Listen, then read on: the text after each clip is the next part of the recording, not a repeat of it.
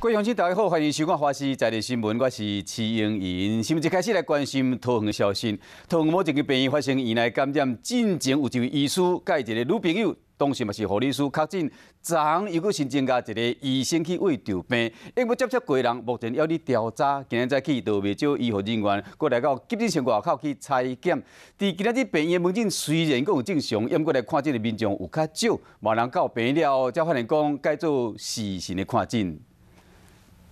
病院门诊人无济，桃园这间病院发生院内感染，患者无啥想要来。有和染疫医护接触过的人都必须要居家隔离，因此虽然医院的门诊是正常的进行，不过像是感染科等科别的部分医师就必须改成在家视讯看诊。你用手机视讯看诊啊？ 就是你们一样到他一样有代理的人在那里啦，但是就是他本人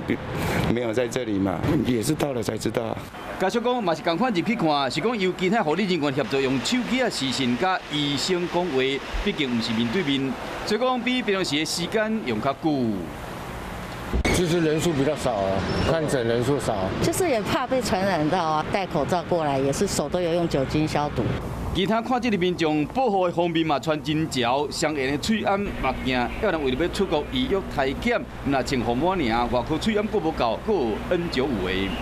现在这边感觉比那个机场严重，所以我就觉得好像要比照跟去机场的差不多。 因为新确诊的医师疫调还未出来，今日早起，某一个医生过来符合隔离床来采检，就惊讲有闹交的人。